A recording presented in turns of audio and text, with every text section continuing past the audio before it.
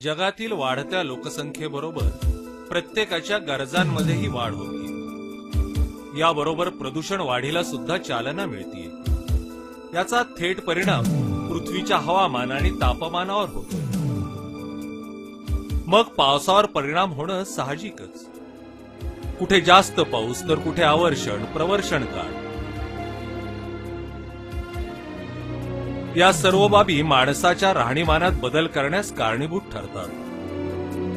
यातून आजही पिण्याच्या पाण्याचा प्रश्न सुटलेला नाही। मुख्यतः ग्रामीण भागातील लोकांना हा प्रश्न जास्त प्रमाणात भेडसावतोय।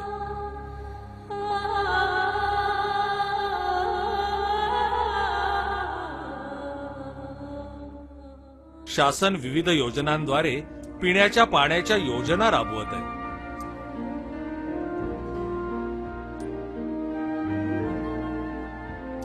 परंतु दिवसेंदिवस जमिनीखालील पाण्याची पातळी कमी होत चालली। पावसाच्या अनियमिततेमुळे जेवढं पाहिजे तेवढं पाणी जमिनीत मुरलं जात नाही। फारच थोड्या प्रमाणात पाणी अडवलं जातं। बाकीचं सर्व पावसाचं पाणी बाष्पीभवन होऊन आणि समुद्राला जाऊन मिळतं। पावसामार्फत मिळणारं पाणी अडवून त्याचा वापर जमिनीखालील पाण्याची पातळी वाढवण्यासाठी करणं गरजेचं आहे। तसंच सार्वजनिक पिण्याच्या पाण्याच्या उद्भवाशेजारी टंचाई काळात उपशावर नियंत्रण ठेवणंही गरजेचं आहे। यातून जमिनीतील पिण्याच्या पाण्याचा साठा योग्य राहील।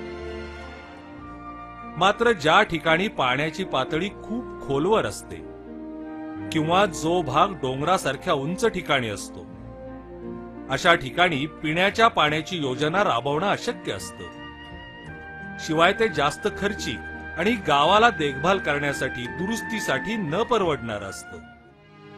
परिणामी योजनेची दीर्घकालीन शाश्वती देता येत नाही। म्हणूनच अशा ठिकाणी नाईलाजास्तव शासनाला टँकरनं पाणी पुरवठा करणं भाग पडतं। या सर्व अडचणींवर नैसर्गिक पाण्याचा साठा करून उपाय शोधणं गरजेचं आहे।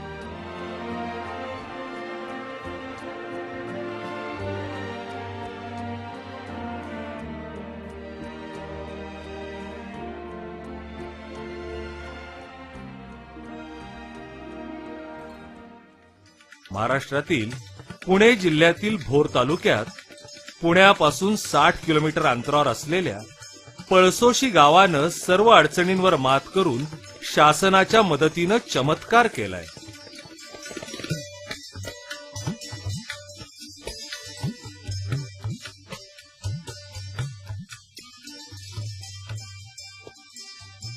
सह्याद्रीच्या पर्वत रांगांमध्ये वसलेलं पळसोशी गाव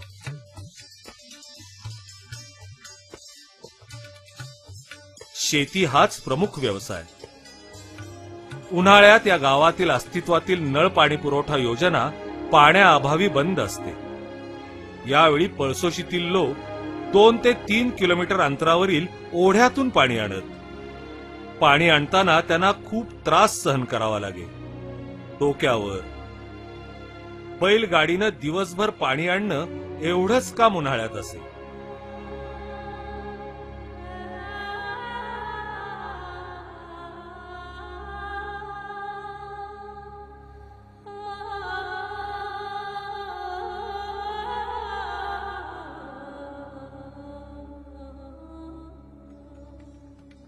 हजारावर लोकसंख्या असलेल्या पळसोशीत जर्मन अर्थसहाय्यित आपलं पाणी प्रकल्प निधीतून तसेच गावाच्या लोकसहभागातून आणि पुढाकारानं पाऊस पाणी संकलन टाक्यांचा प्रकल्प राबवला।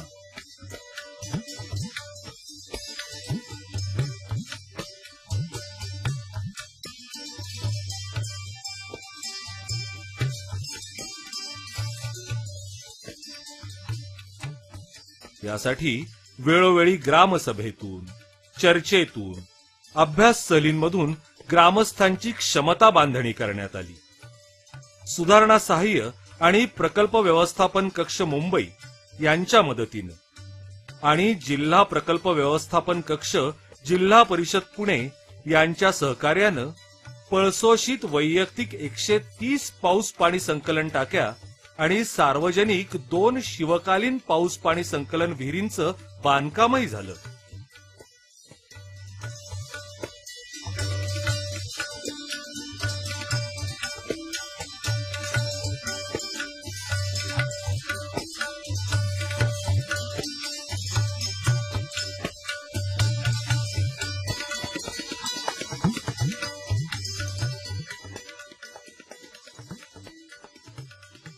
प्रत्येक कुटुंबासाठी 10,000 लिटर क्षमतेची एक टाकी पिण्याच्या पाण्यासाठी बांधण्यात आली आहे. इतर खर्चासाठी शिवकालीन विहिरींचा वापर केला जातोय.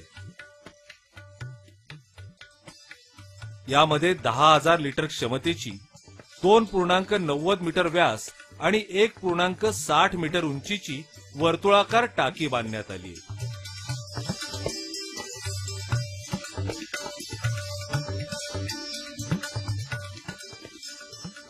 जमिनीत थोडासा पाया खोदून त्यावर 4 इंच जाडीची ही टाकी बांधण्यात येते. या टाकीचं बांधकाम फेरोक्रिट सिमेंट आणि चिकन मेस वापरून करण्यात आलंय.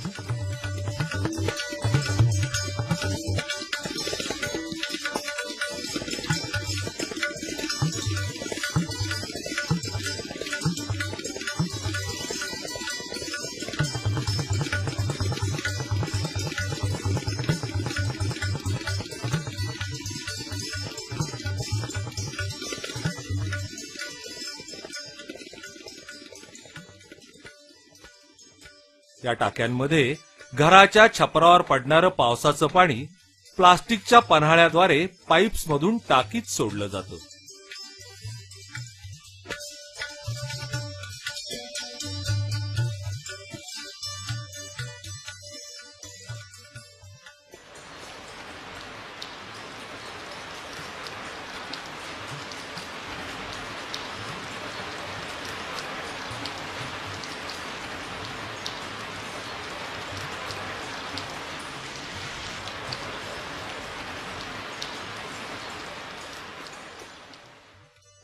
उन्हाळ्यात याच पाण्याचा वापर पिण्यासाठी केला जातोय.